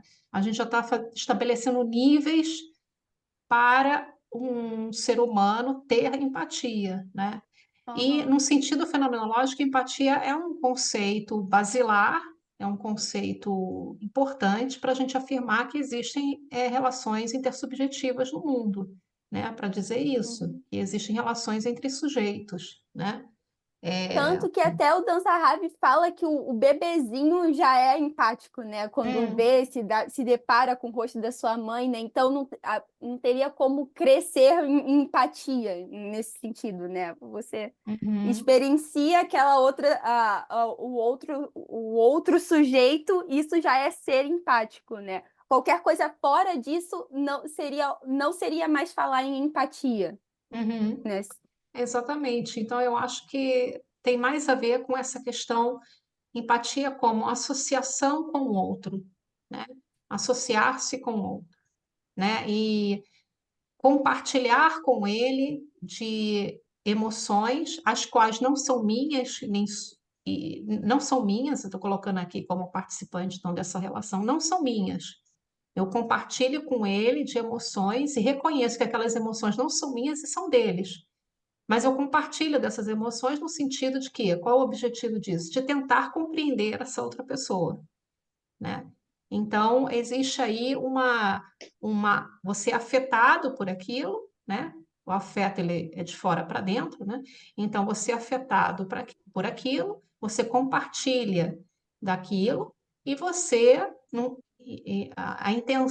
o objetivo, não vou colocar o objetivo, mas a intenção é compreender aquilo, né? Aquela emoção, aquela sensação. Eu acho que seria aí talvez na minha interpretação, né? Uma elementos importantes para a gente dizer, então, que empatia existe, né? E empatia é um elemento importante para a gente dizer que as relações intersubjetivas também existem, né? Então, é um tipo de associação, né? Você se associa com o outro, né? Assim, né? Enfim, não só emocionalmente, ele coloca emocionalmente, em termos também de sensações, sentimentos, recordações, memórias. Então, você se associa com o outro nesse sentido, né? No sentido de querer compreender, isso já é bem Merleau-Ponty, né? De querer compreender o outro, né? Mas não há uma identidade dos sentimentos e nem das sensações, né? Aqui ele coloca que existe uma identidade, né? No C lá que ele colocou, mas na fenomenologia não E existe uma esse, identidade, né? Então vamos lá. bom, aí aqui ele começa a falar então desses mecanismos subjacentes, né? Então, esse mecanismo de ação-percepção, que estaria aí, então, no cerne da empatia, é esse mecanismo que fornece ao sujeito, né, acesso ao estado subjetivo de outro, que seria o objeto, por meio das representações neurais e corporais do próprio sujeito. Então, quando o sujeito presta atenção ao estado do objeto, que é um outro sujeito que nessa relação objeto, as representações neurais do sujeito de estados similares são ativadas automaticamente e inconscientemente. Quanto mais similares e socialmente próximos dois indivíduos são, e eu acho que é desse trecho que a Karina estava falando, mais fácil é a identificação do sujeito com o objeto, né? O que aumenta aí as Dos neurônios respostas espelho, né? motoras, Neurônios. Uhum. e autonômicas correspondentes. E isso permite que o sujeito compartilhe corporalmente suas emoções e necessidades. E isso pode fornecer, então, a simpatia e a ajuda. Então, a ideia de que a percepção e a ação compartilham representações está presente aqui, né? E como consequência, a empatia ela ocorre rapidamente, né? E ele fala daí desses estudos que verificam, né, as contrações musculares no rosto humano em resposta a imagens de expressões faciais, né? Mesmo quando aquilo é tão rápido que você nem percebe que você viu, você responde aquilo. Você tem exames que mostram que você responde aquilo corporalmente, né? E aí ele diz que justamente relatos de empatia como um processo cognitivo frequentemente negligenciam essas reações corporais, que são muito rápidas para estarem sob controle voluntário. Então não poderia ser algo cognitivo.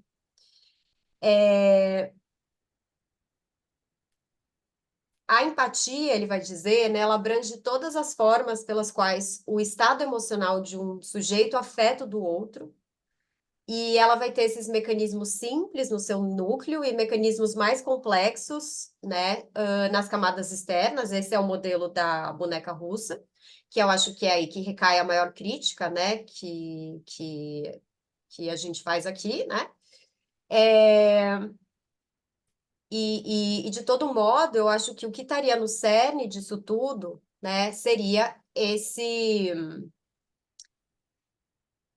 engajamento emocional que é induzido pela correspondência de estados, né, que estaria aí no cerne, no núcleo, aquele elemento A que a gente viu, né. Ele fala também que nem todo comportamento altruísta requer empatia, né? Então, quando os animais, por exemplo, alertam sobre uma ameaça externa, eles trabalham juntos, então, por uma recompensa imediata para si mesmos, ou atraem, por exemplo, outros para alimentos que eles descobriram. E que aí, apesar dos biólogos falarem de altruísmo ou de cooperação, é improvável que esse comportamento seja motivado pela empatia, né? E aí ele fala novamente do contágio emocional, né? Ele diz que o aumento desse envolvimento que a gente tem, essa aflição pessoal, ele chama, representa o tipo mais antigo de empatia, que você vai ver, por exemplo, em camundongos que respondem à dor de outros camundongos. E o contágio emocional, ele pode levar indivíduos assustados pelo alarme de outros, né, a se esconderem, a fugirem, enfim. Uma mãe pode ver a prole dela sofrendo, angustiada e fazer algo a respeito, né, alimentar, enfim, aquilo que a gente já viu. E essas reações empáticas simples, elas podem beneficiar, então, tanto a gente quanto os indivíduos próximos a eles. E ele relaciona, né, também o comportamento empático evolutivamente com a cópia comportamental, que também muitas vezes produz resultados adaptativos. Então, ele fala que é importante isso, é aquela coisa que acontece quando alguém boceja e as outras pessoas bocejam também. Ele fala que isso é importante principalmente em grupos de animais nômades, né? Que se um membro do grupo de animais decidisse comer numa hora, o outro dorme noutra hora, o outro brinca de modo independente, seria impossível para esses animais nômades, como é o caso de primatas, né, ele é primatólogo, sobreviverem. Então, estar sincronizado muitas vezes é uma questão de sobrevivência. E ele relaciona, né, ele vai dizer que animais, normalmente, mais que tem essa capacidade de imitar, ou que tem essa tendência, que nem eu falei, das aves, etc., isso também está relacionado à questão empática, evolutivamente. Ele fala, né, da preocupação simpática, então ele volta para aquele conceito de altruísmo direcionado que a gente viu, que requer a adição de orientação para o outro, né, ativação emocional. Então, ele vai falar, de novo, de primatas, né, não humanos, que a preocupação baseada na empatia mais comum é a defesa contra a agressão. Então, ele fala, por exemplo, de uma, né, primata que vê a outra sofrendo um ataque e vai em defesa dela. E a Jane Goodall traz um exemplo também, que ela fala que em alguns zoológicos, os chimpanzés eles são mantidos em ilhas artificiais que são cercadas por poços cheios de água. E os chimpanzés não sabem nadar. Então, a menos que eles sejam resgatados, eles se afogam se eles caem na água. E apesar disso, você tem relatos de chimpanzés fazendo esforços heróicos para salvar os companheiros que estão se afogando, mesmo eles próprios não sabendo nadar. E em alguns casos sendo bem-sucedidos, né? Em outros morrendo por conta disso. Então, para explicar esse comportamento com base em benefícios esperados futuros, você tem que fazer um salto cognitivo muito alto, que não faz sentido numa situação dessas. Né? Você vai ter, claro, situações em que animais se envolvem em comportamentos pensando num benefício próximo. Então, quando um animal... Você vê isso em aves, né? Quando um passarinho leva um presente para o outro que está numa posição hierárquica maior naquela comunidade, leva um presente para tentar ser aceito. Ou você tem animais que acariciam um ao outro, né, esperando favores. Você tem esse tipo de comportamento. Mas nesse caso, é algo que tem um custo muito alto, porque você pode se afogar, você não está só dando um presente, você não está só fazendo um carinho, né? Você tem o risco de se afogar. Então, é muito mais provável que um chimpanzé que pula na água para salvar o outro tenha uma motivação imediata avassaladora, nas palavras do Deval, que provavelmente somente um engajamento emocional pode produzir. Então, em resumo para ele, a empatia pode motivar o altruísmo direcionado nesses casos, né? Aliás, a empatia é o único mecanismo capaz de fornecer uma explicação motivacional unitária para uma variedade de situações em que a assistência ela tem um custo alto, mas ela responde à necessidade daquele outro sujeito que está ali numa situação, por exemplo, de risco, né?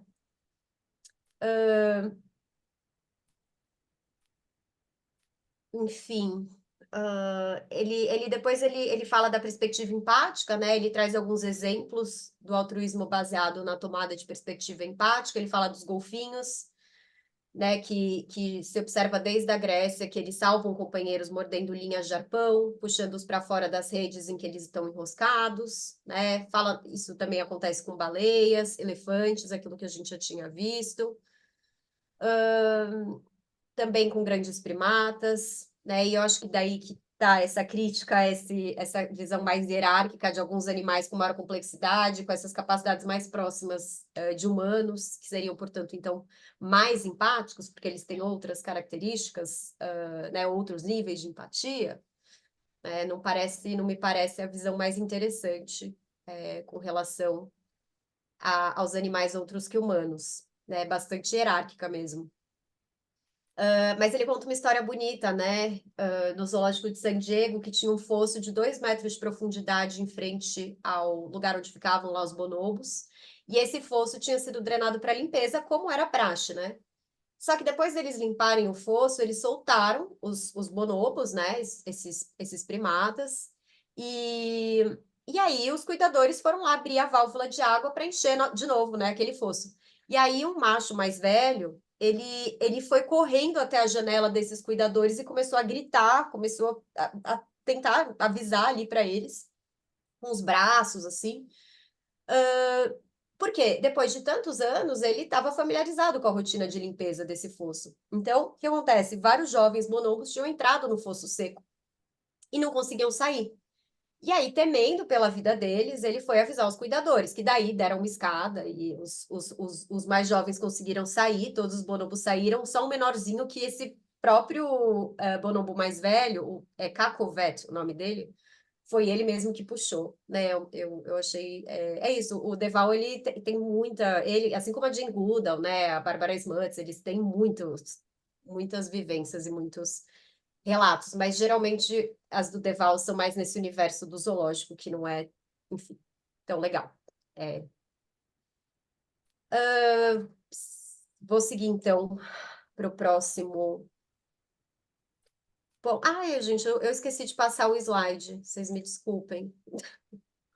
Agora que eu vi que eu tinha esquecido de passar. Desculpa.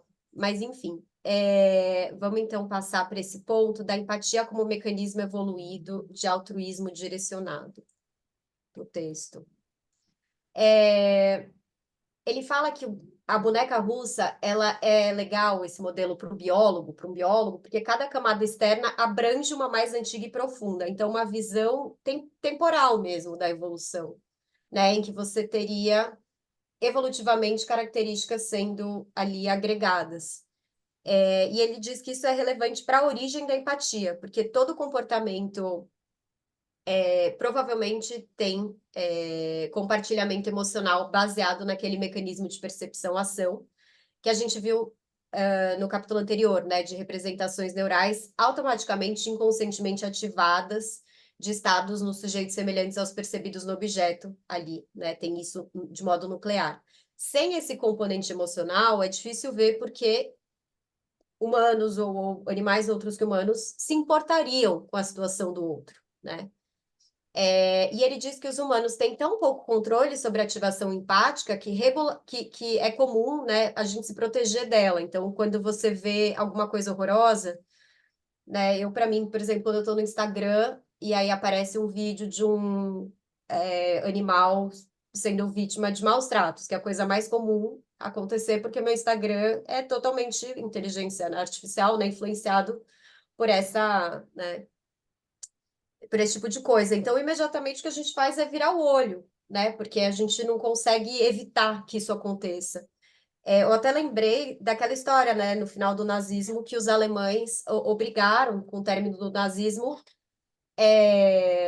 oficiar. Eu não lembro se eram só oficiais nazistas ou se foi toda a população, mas eles tinham que entrar, né, naqueles cinemas e eles passavam vídeos e filmes mostrando o sofrimento dos judeus, né, e de outras minorias que foram, né, foram massacradas no nazismo, para que essas pessoas olhassem aquilo e fossem tocadas por aquilo e efetivamente, né, sentissem na pele, né, assim, aquilo.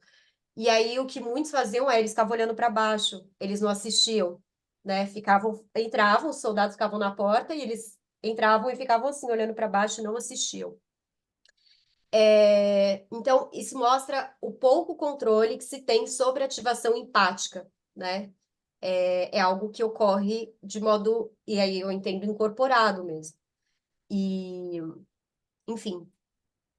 E aí ele fala que uma maneira da gente controlar cognitivamente a empatia é inibir essa identificação. E aí é uma questão interessante para quem trabalha com direito animal, né? Porque ele coloca essa questão sobre como esses filtros que a gente se impõe, né, para não se deixar afetar, e como essa avaliação contextual que modula a nossa resposta empática, né, como isso se dá, ainda é uma questão que não se resolveu. E eu acho que isso é uma coisa que muitas vezes a gente se pergunta, né? Como eu faço alguém se sentir tocado pela realidade de exploração dos animais e mudar as condutas diante da exploração animal, né? E aí que entra, eu acho, talvez, essa ideia desses filtros autoimpostos, eu acho que não são só filtros autoimpostos, eu acho que são mecanismos também de normalização de condutas, de situações, que é o que a Melanie Joyce chama de carnismo, ela é psicóloga, né? Dessa ideologia, são ideologias que efetivamente não nos permitem enxergar certas situações. Mas eu acho que é uma questão interessante mesmo de pensar, assim, como que isso se dá, e isso também é verdade para direitos humanos, né? E quando a gente olha para certas situações e fala como que alguém fez isso, como isso foi possível. Porque ele vai falar que você dizer que ocasionalmente uma espécie é violenta, age de modo violento e não empático, não implica que ela não tenha capacidade empática. Porque se isso fosse verdade, não seria possível dizer que humanos têm empatia, né? E ele tenta explicar um pouco isso, assim. Tanto, ele traz o exemplo da Jane Goodall, né, que descreveu ali o caso de chimpanzés, que são conhecidos por isso, né, por terem encontros violentos e etc. E ela chama esses chimpanzés de deschimpizados, como a gente fala de desumanizados, né, de desumanizar, né, tirar essa condição talvez de sujeito para que assim seja possível essa conduta violenta. E aí ele diz que esse Eu modelo. fiquei aqui pensando, Ana, sobre Uhum. aquilo que você falou, né? Como é que a gente pode, no direito animal, né, nos tornarmos mais empáticos, né, à causa de violências contra os animais, né, de maus tratos, né? Eu fiquei pensando nesse evento que aconteceu agora, né, no evento climático, né, que aconteceu agora no Rio Grande do Sul, né? Você veja que inúmeros animais morreram, né? Mas outros tantos, mais de 11 mil, foram salvos. Então, aconteceu ali, né, uma questão, né, que eu acho que é isso que também se chama de empatia, né? Que é essa capacidade, pelo que ele está colocando aqui, da gente se sentir, do que ele está colocando no texto, né? De se sentir contagiado, né, de um modo primal, né, de um modo básico, né, por outros seres, né, não humanos, né? E porque senão não teria havido esse movimento. Você veja que, inclusive, morreram vários, mas porcos foram salvos, né? Galinhas, é, galos, né? Passarinhos, né? Cachorros, enfim, cachorro nem se fala, né? Cachorros e foi verificado, inclusive, posteriormente, que esses animais, assim, muitos e muitos deles que foram salvos, estavam numa situação de maltrato, estavam sendo maltratados, né? Para muitos desses animais que estavam sofrendo maus tratos, né, eles simples maus tratos, eles estavam o que representou esse evento, né, climático? Representou para eles a libertação, representou para eles uma nova vida, talvez uma nova vida, né? Serem colocados em adoção, sair daquela situação em que eles se encontravam escravizados, né? Então, eu acho que tem muito isso. O caso, por exemplo, que foi emblemático, que agora é representa, né, um dos representantes desse evento climático, né, dessa catástrofe climática, é o cavalo caramelo, né? Que virou um símbolo, né, ali para os gaúchos, né? E ele era um cavalo que, né, ele estava lá, né, sendo maltratado, estava numa condição de subnutrição, ele servia para, né, carroças, enfim, né, para carregar, né, as pessoas, alimentos, seja lá o que foi, estava numa Ele situação servia péssima. para, né, Profa? Ele Ele servia servia para. para, exatamente, instrumentalizado, objetificado, por aí vai, e se torna um símbolo, né, disso tudo, né? Então, eu acho que existem determinados eventos, o ser humano, infelizmente, é assim, né? Mas existem determinados eventos que são transformadores, né? Se a gente não transforma de uma forma é, pacífica, a gente se transforma de uma forma violenta, né? E que sucedeu. A natureza ela está dando as suas respostas, não é? Não importa quem, né? Ela está dando a sua resposta. E É... Ai, desculpa, professora, pensei que tinha pode, acabado. né? Eu acho que é justamente isso. Eu acho que a empatia ela está muito envolvida com isso. Ou a gente se envolve e vê que o animal não humano, ele está ali e ele está sendo maltratado, no caso do ser humano que está, e claro que isso também é cultural, depende do grau de violência da própria sociedade, né? Do grau de violência existente não só do humano em relação a animais, mas o próprio grau de violência existente entre os próprios humanos, né? Então, sociedades extremamente violentas, a empatia ela vai se tornando banalizada, né? A gente vai naturalizando a violência, né? A gente vai naturalizando, banalizando o mal mesmo, né? As atrocidades, as violências e tudo mais. Então, se a gente faz isso com o próprio humano, imagina então com um animal não humano, né? Então, eu acho que esse evento foi um evento importante nesse sentido, sabe? É um De evento que para chamar nossa atenção, né? Para voltar os nossos olhos. Esse ponto eu achei muito interessante. Isso que a empatia é algo tão involuntário nosso, de direto, automático, que talvez o único modo de não ser empático é realmente nos forçando a não ver.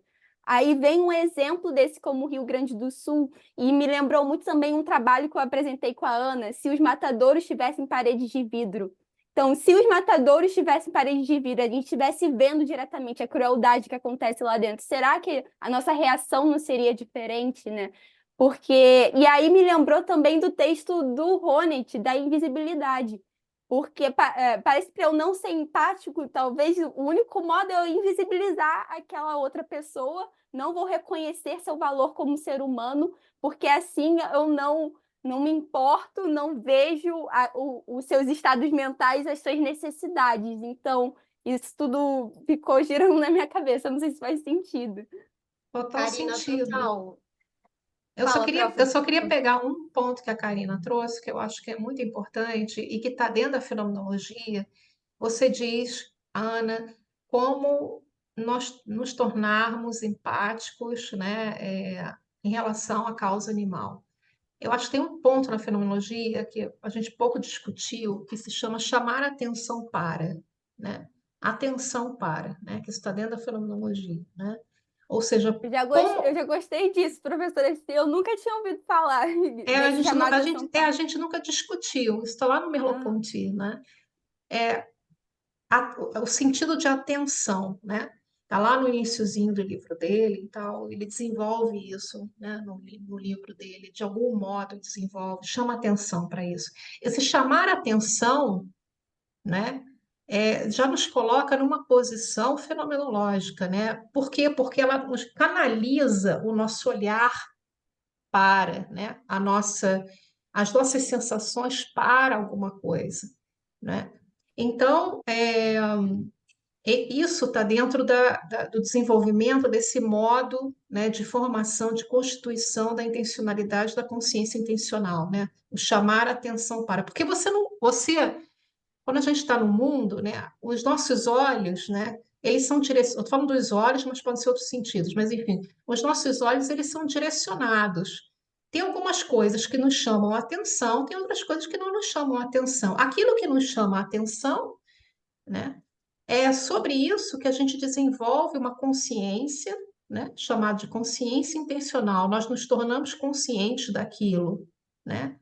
Tentando aqui aplicar a fenomenologia na prática, né? Na nossa realidade, né? Sempre a gente tem esse objetivo no nosso grupo, né?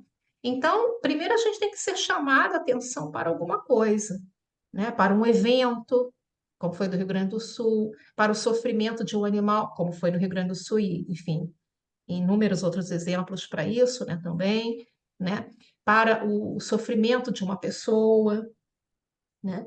Então, esse chamar a atenção, ele é um constituidor da consciência, né, da consciência intencional, né? E isso só se dá por meio do movimento, né? E o movimento é o movimento do olhar, por exemplo, né? Que seria dos órgãos aí mais importantes, né, nesse sentido, porque a gente está falando de invisibilidade e visibilidade.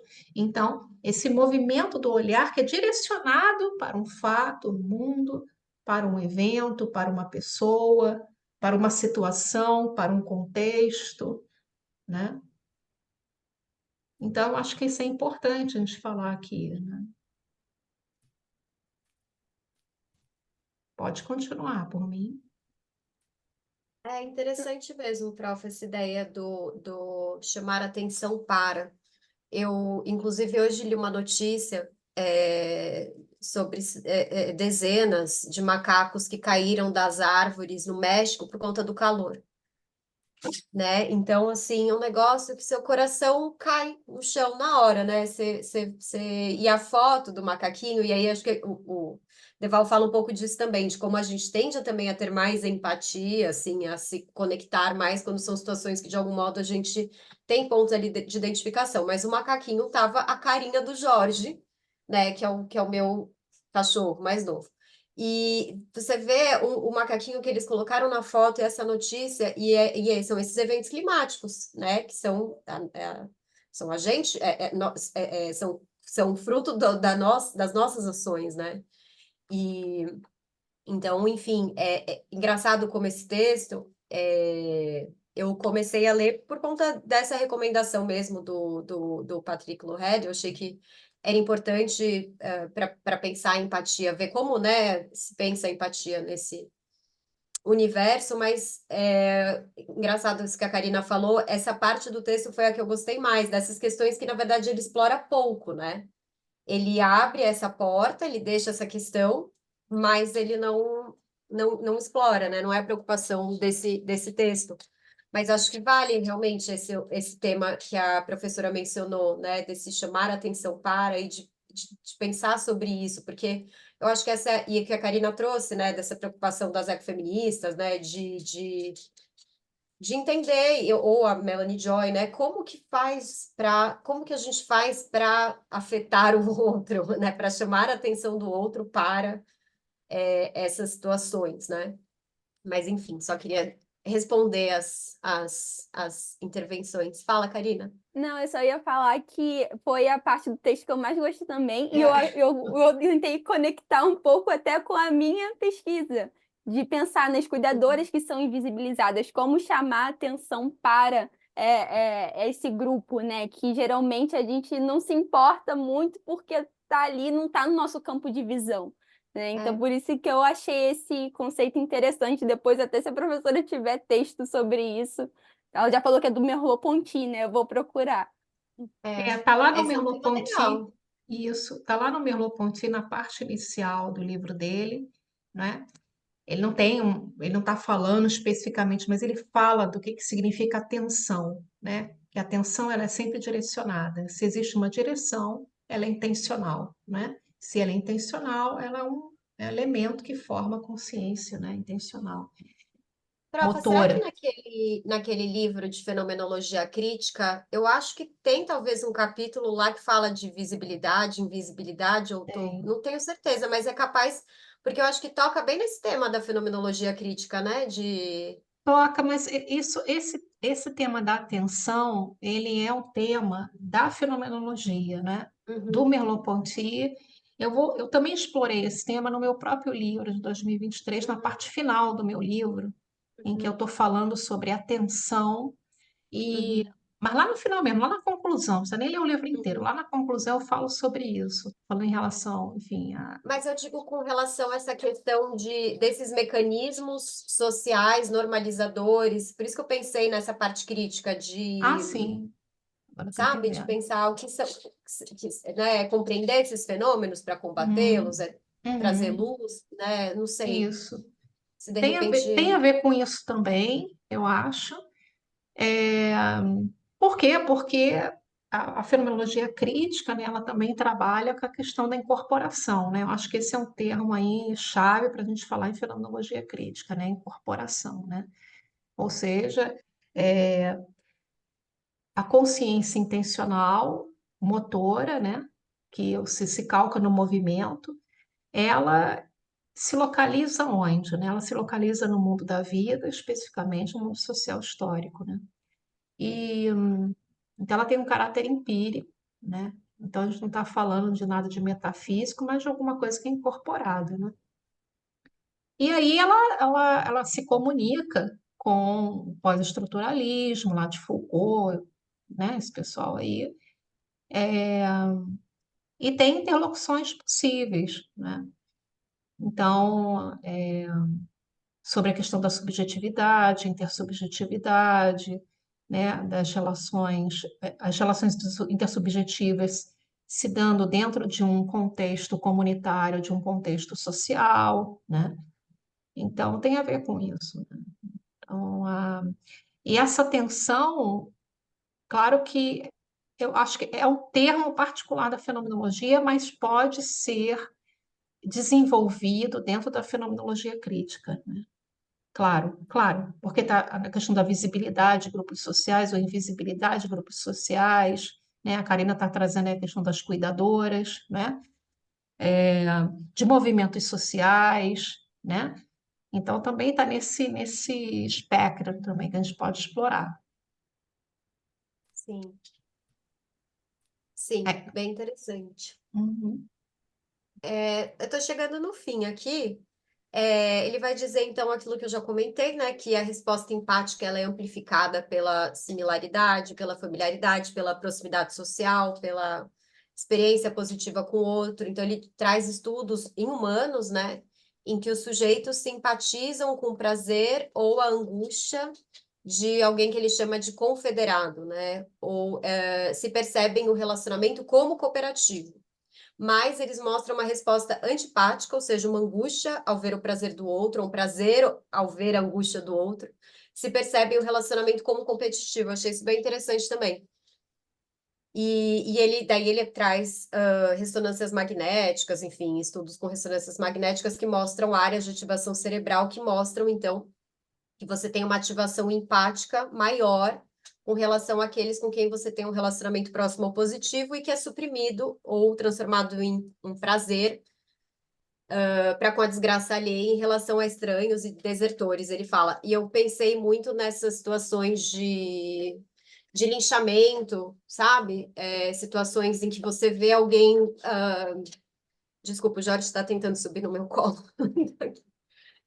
Situações em que você vê essa raiva e esse desejo de vingança, e como ele coloca isso de modo oposto ali à empatia, né? Uma resposta, a resposta que seria relacionada, porém oposta, de você se sentir afetado, mas de modo oposto mesmo, né? Você sente prazer em ver o sofrimento e raiva ao ver a pessoa ser beneficiada quando você compreende que os interesses ali estão em conflito, enfim.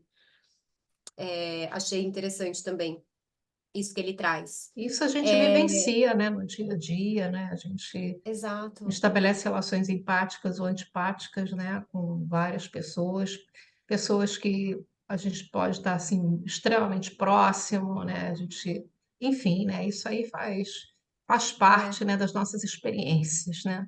Exatamente, Que a gente depois exatamente. vai colocar como experiências negativas ou experiências, no caso dessas relações antipáticas, relações de competição, como experiências extremamente negativas e que a gente não quer nunca mais nem ver a pessoa na nossa frente, né? A gente quer se livrar do ser Exato. humano, de algum É, modo, nunca mais. Tchau, adeus. E, exato. né, o que eu acho interessante aqui nesse ponto, depois eu vou ver isso com mais cuidado, mas me parece que na questão da empatia, o Dan Zahavi ele também insere sentimentos que a gente considera não positivos, né, como vergonha, né, raiva, né? Então ele também insere a empatia como um conceito maior, né? E que envolve sentimentos positivos, aquilo que nós consideramos como sentimentos positivos e sentimentos negativos, né? A empatia nem sempre ela é positiva, né? É isso que vai dizer, enfim, em outros termos, o próprio Dan Zahavi, né? Ela tem uma faceta positiva ou negativa, porque a afetação ela pode ser enfim, no sentido, você pode ter amor, pode ter ódio, pode ter, né, temor, pode ter, enfim, segurança. Os sentimentos, eles são intercambiáveis, significa que, de algum modo, houve ali uma associação entre duas pessoas e se estabeleceu uma relação intersubjetiva, né?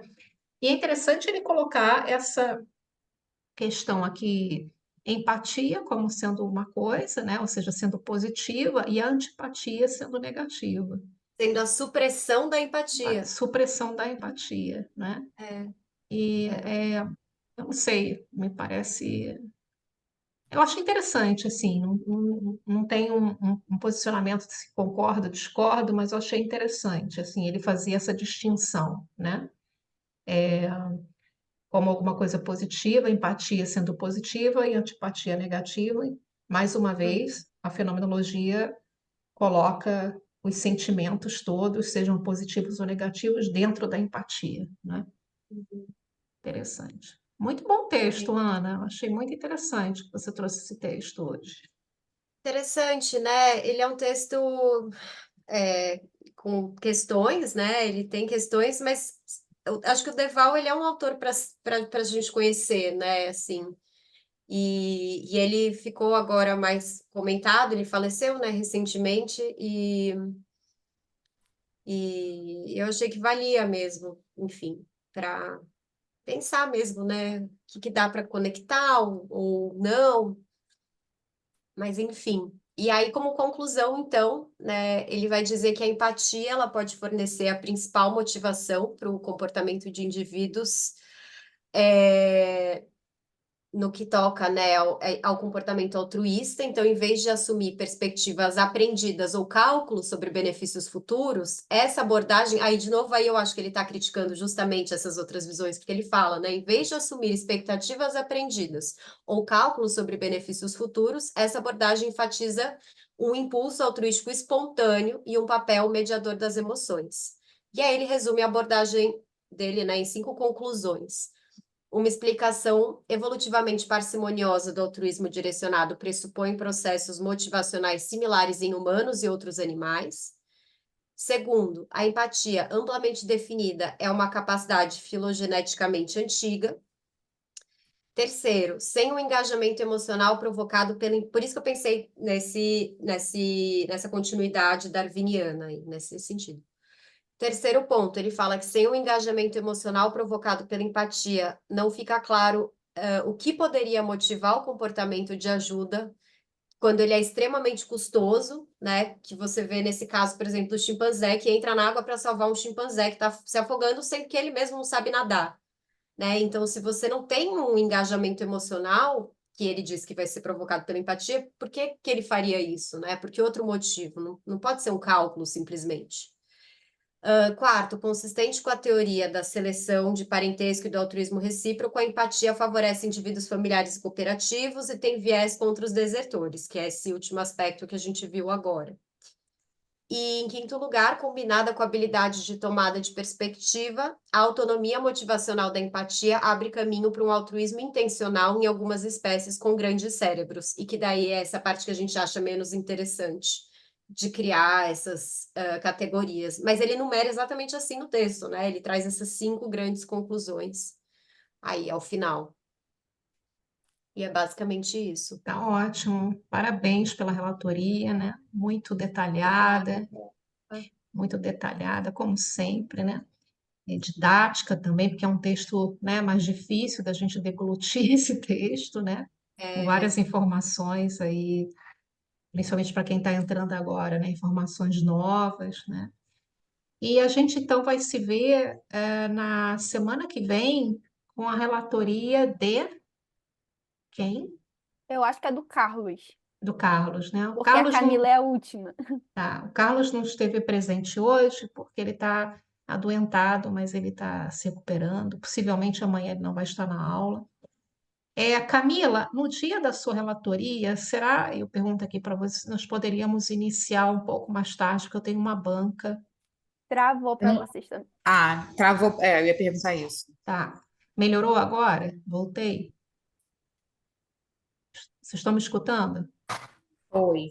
Então, O que eu queria perguntar, Camila, é que no dia da sua relatoria, eu vou ter uma banca, e essa banca inicia às 3h30 da tarde, então eu não sei se 5h30 eu vou estar para a gente poder, né, aqui, então, ter o nosso encontro.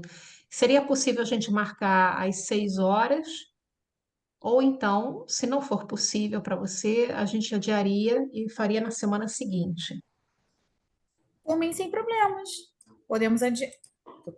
Por mim, sem problemas. Podemos adiar. É, Adiar não, né? Começar mais um pouco mais tarde. tarde. Então, vamos marcar então 3h30, 3h30, 5h30. Vamos marcar então 6h30, tá? Só Que para aí fica confirmar, é o seguro. do dia 5/6, né? A relatoria da Isso, Camila. isso, Isso. é o último dia. Ah, É a última relatoria, 5/6, aí a gente deixa para as 6h30, pode ser? Eu só ia perguntar também quanto ao horário da semana que vem, do dia 29, se daria tempo de terminar a minha qualificação para nós entrarmos na reunião. Porque vão Está ser marcada ambos para as 2 horas, né? para as 15 horas. Pois é, e aí a gente vai ter que fazer um pouco mais tarde também, que eu acho que não. Né? Eu Será que fiquei o da nessa semana dúvida. que vem não vale adiar, profa? Porque tem Corpus Christi. Eu, por exemplo, devo viajar na quarta, em algum momento, talvez terminar à tarde. Então vamos fazer assim, porque houve essas bancas, elas foram marcadas e não tomei muita atenção nos horários, né? Então a gente faz o seguinte, na semana que vem é a banca da Camila, né? Então, para ficar mais confortável, aí eu peço, Karina, para você dar uma reformulada e depois colocar, por favor, lá no grupo. Semana que vem, então, está adiada, a gente faz na semana seguinte, que vai ser a relatoria, então, do Carlos, Do Carlos, e eu fico para a próxima, ok? não é? Ah, Então, não, 5 peraí. do... É, É, 29/5 corta. Aí vem para 5/6 o Carlos, começando às 6h30. não vai dar para ele, porque é a banca dele. Ah, é a banca dele. Só Ah, se então, trocar. Aí pode Eu não colocar no tenho dia, problema. no dia 5, a gente coloca a Camila. Eu não tenho problema nenhum. Posso fazer no dia 5 É, mesmo, um pouco e- mais tarde, sem problemas, e aí ele fica para a semana seguinte. isso. e aí a Ah, semana seguinte é 5 horas normal. O sim. Carlos. Tá. Então, vamos só colocar isso no grupo, chamar atenção para isso, né? Eu tô anotando aqui. Eu vou botar no grupo depois. Tá bom, gente. Então, gente, uma boa noite para vocês. Johnson, uma boa noite. Bom que você está aí, firme e Para a forte no senhora também. Muito grupo. obrigado. Tá bom? Amanhã não vou poder estar, que eu tenho uma prova. Tá bom, não há problema nenhum. Eu espero que esteja sendo bom, que você esteja aprendendo também, isso Está é sendo importante. ótimo. Está Ótimo. enriquecendo o meu trabalho e o meu TCC, Ah, então tá ótimo. da Fico, especialização. fico feliz. Ana, Obrigado. parabéns. Karina e Camila, muito obrigada. E a gente se vê, Karina e Camila, nos vemos então amanhã na aula. Tá bom? Tá bom. Então Tchau, tá, Tá? gente. gente. Tchau, Tchau, boa tchau. Boa noite, até noite. Tchau, Tchau, amanhã. tchau. tchau. Depois eu publico esse vídeo, então. Tchau, tchau. Vá. Tchau, tchau.